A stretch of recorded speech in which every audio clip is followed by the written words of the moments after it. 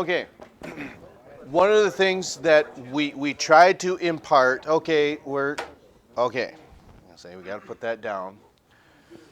One of the things, I understand this is difficult. Yes, that is true. And we could make sense of this by asking yourself from last year, you two this year, and you two this year. Okay? When Dr. Carson is interviewing for his internship or residency at the top hospital in the country, one is the Mayo Clinic. Where is the other one? It's in Boston. Got to try to say it with an act. How do you, is it? Boston. Okay, so you got the idea. So, what hospital might that be in Boston? St. Mary's. No. The abbreviations are J and H. You are so close. You say Junior Hopkins? Oh. See, I guess my hearing's gone that bad. Johns Hopkins. Okay? So, in his interview with the head of surgical rotation, I'm sorry, you were in there last year too. And so were you. You can answer that. I don't know why you keep looking over there. What was his response when he gets asked, why should we select you for one of two positions where, I don't know, 600 people apply? What sets you apart? And of course his response is, I get good grades, I have excellent recommendations. Everything about that is true. No one's denying that. The point is, he's able to set himself apart. So when you, ladies and gentlemen, have to take this in college, we want you to be able to stand apart from everybody else. We want you to be two steps ahead of the next person, okay? And if you have that opportunity, it will only just set you up for success. These types of problems are very, very difficult. No one is denying that.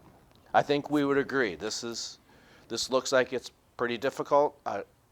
Who would argue with that this is not difficult? I mean, some of you are very good at this, but that does not take away the difficulty. Okay? Does this look difficult? I would say so. Okay? So even if we haven't approached anything yet, maybe the first thing you want to do with this reaction is what? It looks like it's difficult to balance, but it's not. The reason is your simple math is going to let you down. It's not that you can't do it. It's just a very easy mistake to make. Does anyone have it balanced? There should be a 5 in there somewhere. Okay? Especially when you look at the calciums on the right, you got 5. How many calciums are here? 1. Okay? So we need a 5 there. And maybe this won't even make any difference in the problem, any of the coefficients. Our calciums are balanced. Okay, how many phosphates are on the right side? I'm just looking at that. We've got 3 phosphates there. Okay, so then how many phosphates are over here? Okay, so what do we need here? 3. Okay, so it might be at this point where our simple math could possibly be letting us down, but maybe not, because how many sulfates is this? 5. Okay, and how many sulfates are over here? Okay, so what do we need here? This is where I wanted to interject and say this is where your simple math is going to let you down. 5, 1, 3, 5. Okay, because, and again, I would probably be the same way. These hydrogens are going to throw you off. Because how many do we have here now? We've got 10. You look at this and you say, oh, well, 3 times 3, darn it, I've got 9 hydrogens to 10. Then you have to add the 1. But then you've got to remember this one right here. Okay? So upon doing that now, and in this case, even if you did not balance this correctly, it's going to have no bearing in the problem. The balancing part. Okay? So with that Is this equation balanced now? Yes, it is. Okay? So now, hydrogen fluoride is needed for the production of Teflon. According to the following reaction, which we have, if the pressure of the gas or hydrogen fluoride was collected, okay, it's grammatically redundant, was collected at 1.10 atmospheres, 92 degrees centigrade, and 3.50 times 10 to the fourth kiloliters. How much Teflon, or this, can be produced?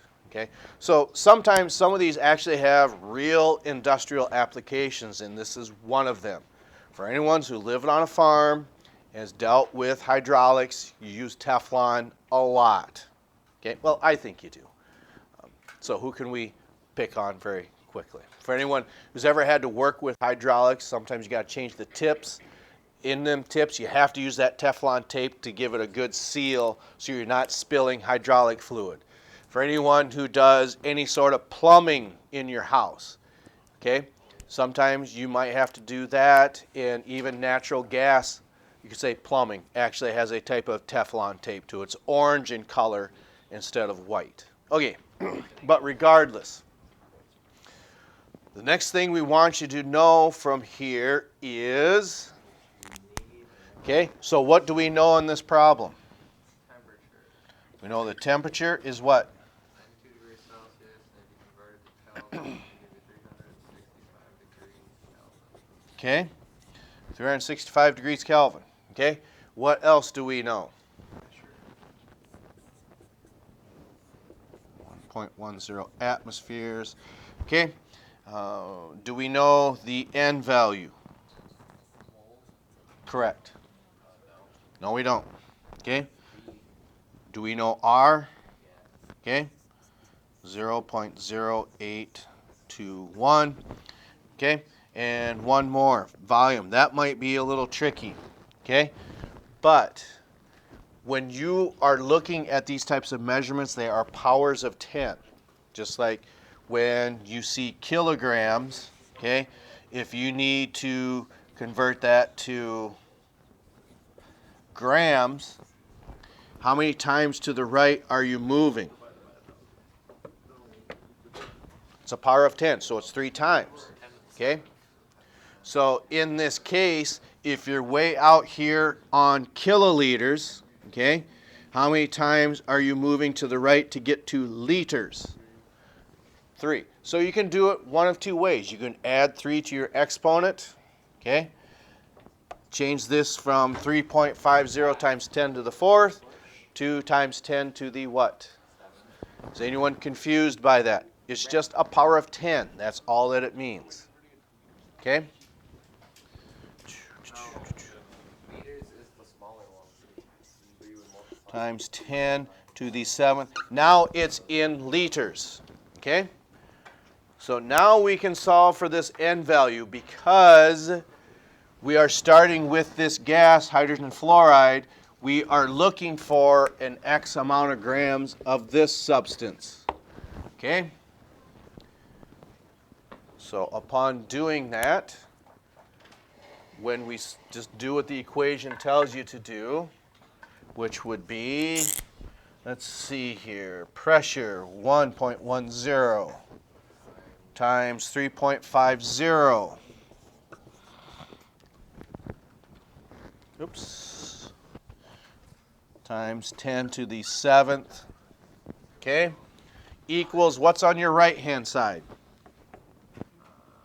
0.0821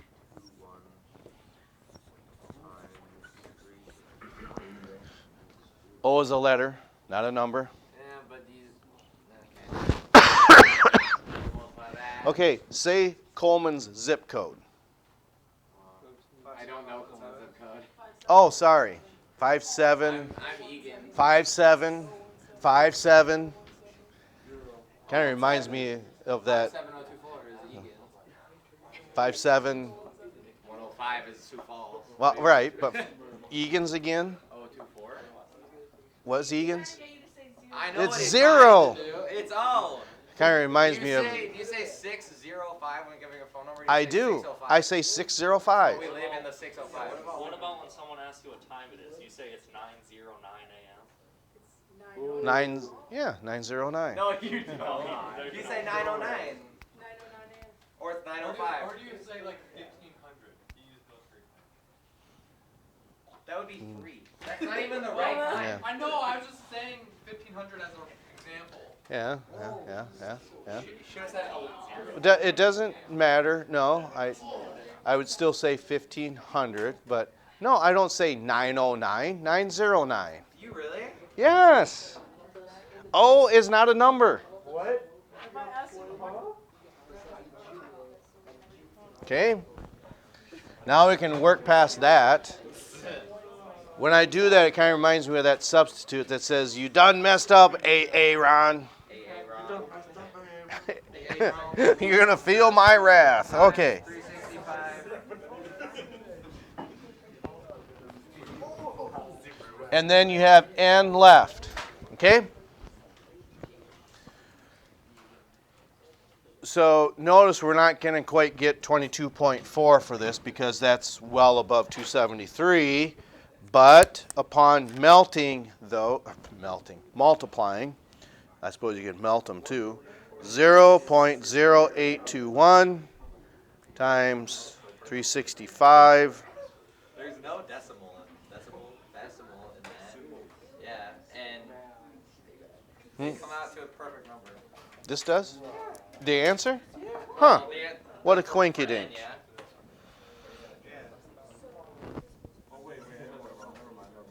Isaac, you didn't divide. That's the division. Okay. He lied to me, Mr. McKinney. So 1.10 times 3.50. Does anyone not remember how to put exponents in here? Remember, it's second. Look for your double E times the 7th power. Okay? And that gives you a really big number, 3.85 times 10 to the 1, 2, 3, 4, 5, 6, 7. Okay. Is everyone with me so far? Okay. So what do we get for n now? 1,284,767.991. Okay. That's because the rounding on the other. Wait. Oh. Yeah. Okay. Because of he flipped them when he wrote the second one. Yeah, I like having the unknown on the left, not on the right. Okay? So yes, this is going to be quite a large number. So n can now go into here for your moles. Now you're on the home stretch. Now you gotta convert. Right. Now you have to convert moles of this substance, which was quite large. Now it's probably really easy to make a mistake with this. Every calcium atom has a mass of what? 30, no, calcium? 40.08, is that maybe right? Yep. Times 5, that gives you 200.4.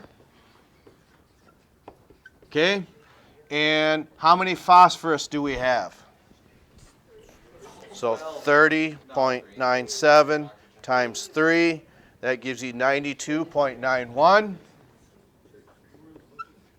Okay? How many oxygen atoms do we have? 12 times 16 gives you 192. And then fluorine is what, 19?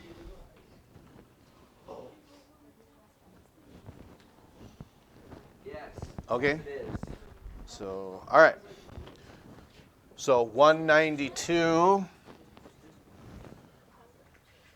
plus 19 plus 92.91 plus 200.40, 504.31. Okay? So can we get rid of all this content down here? Wait, write your N somewhere else then. Or thinking where the question mark is, but okay. Okay?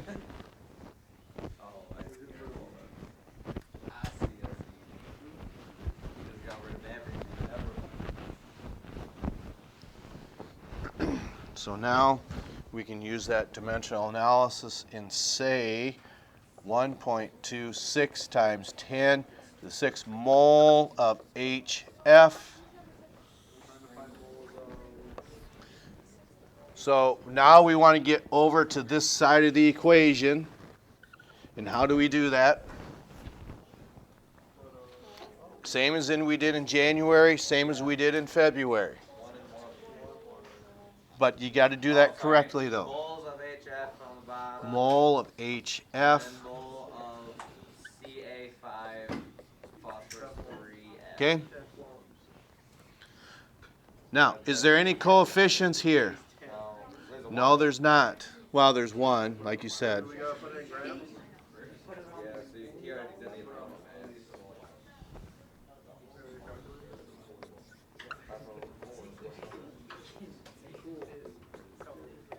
Then you multiply straight across. Okay? So we're going to take that times 1.26 exponent to the 6th.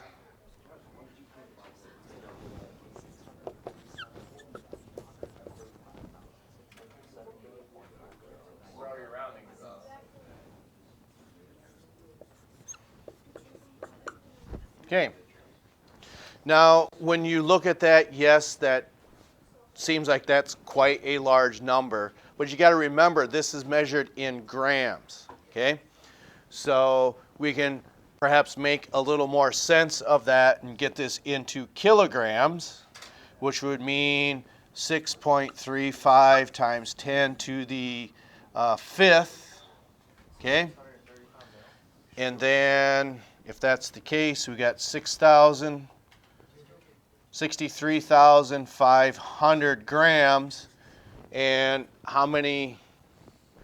Shoot, I meant to leave it in kilograms, which I did, didn't I? That's kilograms. Okay. How many pounds are in a kilogram? 2.2. Okay. So for every pound, for every kilogram, you get 2.2 pounds. So then multiply that by 2.2. Okay? So you could say that's quite a lot. Okay. This would be on the more difficult end of a problem. Do you need to see one that's at STP? We can make one up just like that. Okay? Can we erase this? But this is what we're looking for right here. Okay? Rut row. Second row. Third row.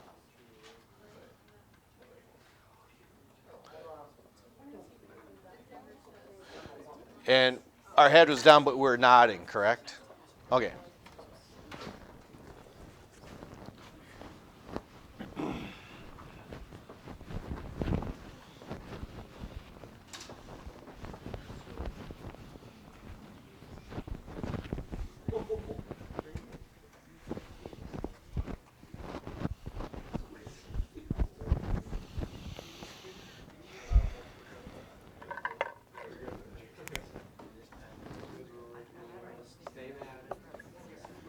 Okay, I need a metal. A metal? Aluminum. Or Okay. sorry, aluminium. Okay. What are our products? There's another item there.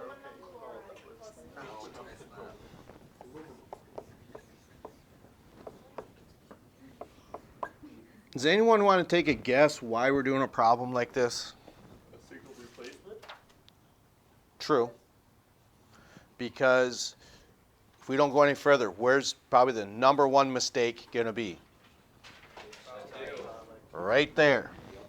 Okay? So now, I don't know, at STP, we'll just say that's STP.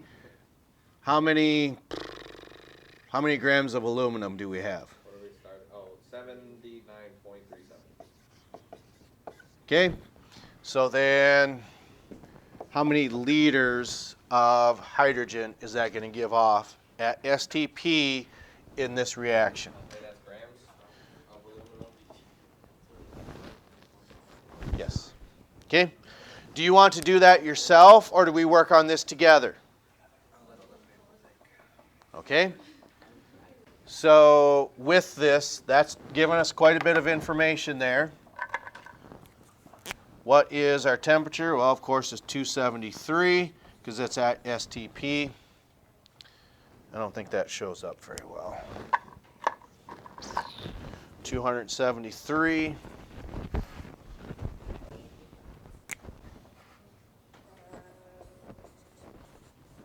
Okay. Pressure is what? Okay. N, do we know that value? R, or which one? N. No, we don't. Do we know R? Oh, I said it. I was just ignoring you. Okay. And then do we know the volume? Of course we don't, because that's what we're looking for over here. Now, if you are not careful or if you are going too fast, I can see this mistake too. Don't do that. Yeah, Isaac. That is just a conversion. Well, you divided by Don't. What? Okay. He did something very, very similar. Okay, well, P that happens. divided by Okay. STP. What is our next step going to be? It's going to be dividing aluminum grams by its. How many of you are not paying attention to this detail here? You gotta balance out. There's a couple things we got to do yet. But I didn't need to do that yet. You're missing two things. We're missing two things. That's right. Probably more than that. It would be 2, 2, 2, 1. 2, 2, 2. No. Yeah. No. That is not right. It can't be 2, 2, 2, 1. Oh, chlorine is 1. Oh. See, when we think things are simple, we do things like that. Yeah. Okay? So upon doing this, this is where, again, it's really easy to make a mistake, because once you do this, that doesn't solve anything, does it? You need a 6 there, okay? Because we need to get that odd number up to an even number. So the only way to do that is that, this, and then this. Okay? So how disheartening would that be? 10 minutes into this, and you think, I didn't write the equation correctly. 15 minutes into the problem. Okay. I used STP and I shouldn't. That happens. Okay. So what is our next step? What do we got? What do we have to do with this aluminum? Convert it to what? Moles of, and then ultimately, yes. Hydrogen. Right. Okay. Is anybody lost so far? Okay. Because, I meant because we can just do this. Grams of aluminum. Okay. Then what? We want to get into moles of this substance. But before we do that, okay, we need to put 27 down here. That gives you a mole of aluminum, correct? Okay.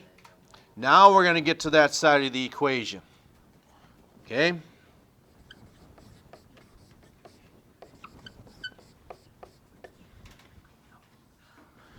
Okay. Human nature. I'm trying to explain this to the freshmen because I still see this with some of you students. Like, for instance, if we are doing decomposing mercury to oxide, I still see that because they're getting this 2 confused with what? The Roman numerals or the charge. It's easy to do, so please don't do that. We're going to look at the, moles of aluminum. We got a 2 there. I'm going to put a 2 there. Don't do that. Why shouldn't you do that? Because for one, it's not a mole-to-mole ratio. Okay? And then finally, we got to look at our equation. 2 does go down here. 3 goes up there. Now you can proceed. Okay? 79.37 times 3.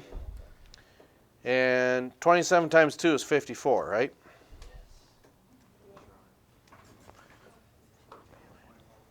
So N equals 4.41. Now,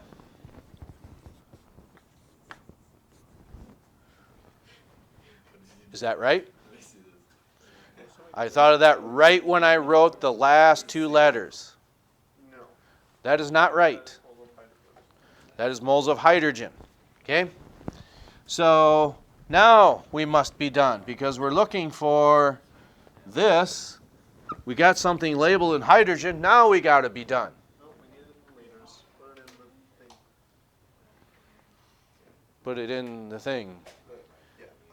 Put it in the same. And then Put 4.41 down here. Yes. So 4.41 goes here. Do we need to proceed? I'm not going to waste your time if we don't need to. I mean, this stuff is hard enough, and I laugh about this when if someone has to tune in the Science Channel, or some of you sit in here multiple classes during the day. Just ask my boss. He probably thinks how you don't take a screwdriver and stick it through your ear for having to be in here twice a day.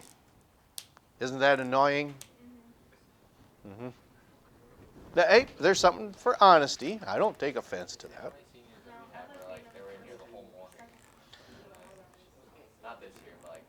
That's happened before.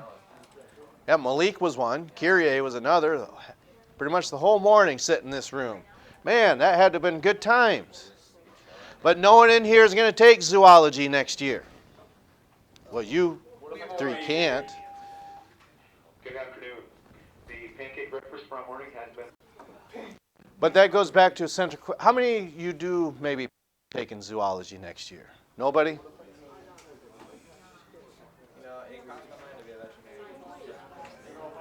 Zero?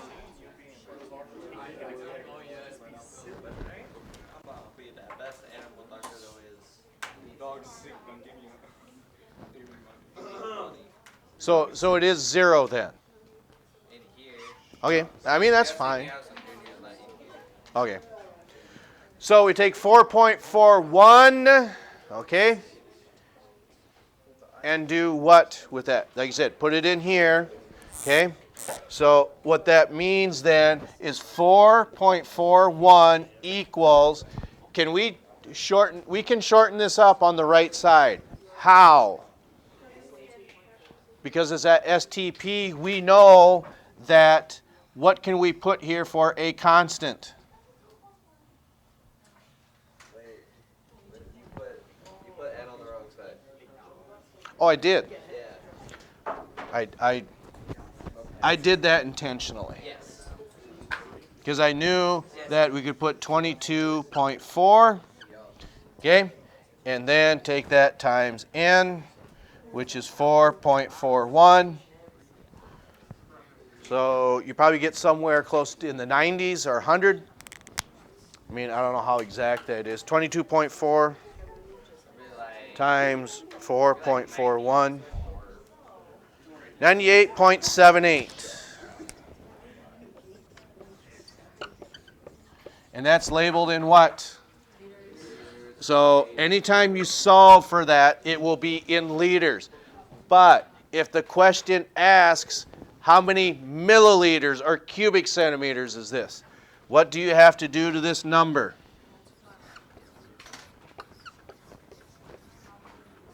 Cubic centimeters or milliliters. Okay, there's a little over 5 minutes. The rest of the time is yours unless you have something that I don't quite understand. All right, we'll catch up to you next time. See, that is your outro.